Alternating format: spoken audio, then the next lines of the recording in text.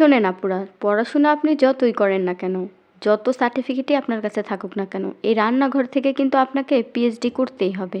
২-১ টা সার্টিফিকেট আপনাকে পেতেই হবে। প্রথমত এই সার্টিফিকেটটা পাবেন আপনি আপনার হাসব্যান্ডের কাছ থেকে। একমাত্র আপনার হাসব্যান্ড যদি প্রথমত আপনাকে বলে যে আপনার রান্না ভালো, খুব ভালো লাগে খেতে বা পছন্দ করে, তাহলে মনে করেন যে আপনি সেরা রাঁধুনি। কারণ মেক্সিমাম মেয়েদের হাসব্যান্ডরা কখনোই স্বীকার করে না যে তার বউয়ের রান্না ভালো। তারা বলবে কি, এটা ভালো এনেছি তাই ভালো লাগছে, মাছটা তাজা ছিল তাই ভালো লাগছে, সবজিটা ফ্রেশ ছিল তাই মজা হয়েছে।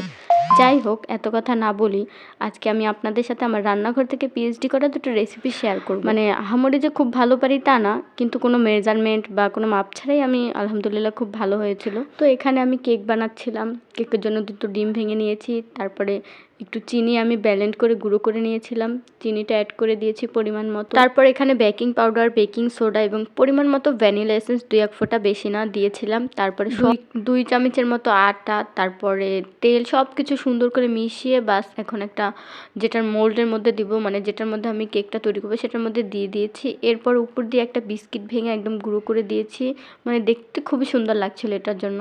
তারপরে এটা ৪০-৪৫ মিনিটের মতো আমি কুক করে নিয়েছি ওভেন ছাড়া। বিয়ের আগেও বাসায় থাকতে কেক বানাতাম, কিন্তু কেন জানি তখন কেকগুলো হতো না। এত রেসিপি দেখতাম, এত কিছু দেখতাম, মানে কেনই জানি হতো না। বাট এখন কেন জানি মানে যে কোনো কিছু করতে নিলে মানে খাওয়া যায়, হয় না তেমন না, মানে একদম ফেলে দিতে হয় না, বাট খেতে পারি।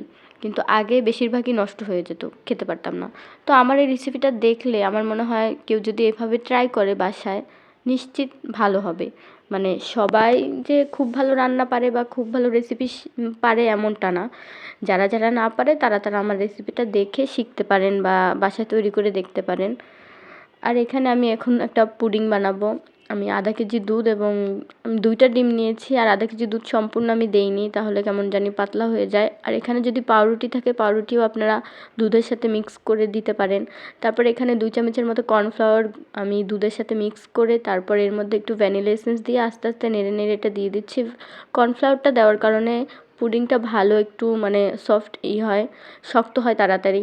তো এরপরে একটু আমি ক্যারামেল করে নিয়েছি। এর মধ্যে এখন আমি ওই যে দুধ ডিমের মিক্সটা আমি ছেঁকে নিচ্ছি, এই যে অবশিষ্ট ময়লাটা এটা ফেলে দেব। এরপরে এটা আমি প্রায় ০.৫ ঘন্টার জন্য চুলার মধ্যে দিয়ে দিচ্ছি পানির মধ্যে।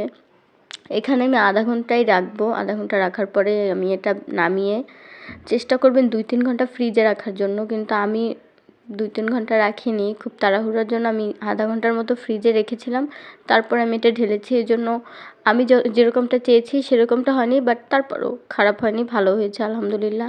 খেতেও মজা হয়েছিল। আর চেষ্টা করবেন ক্যারামেলটা যেন বেশি কালার না চলে আসে, হালকা কালার রাখার জন্য। বেশি কালার চলে আসলে তিতা লাগবে। তো আল্লাহ হাফেজ, সবাই ভালো থাকবেন।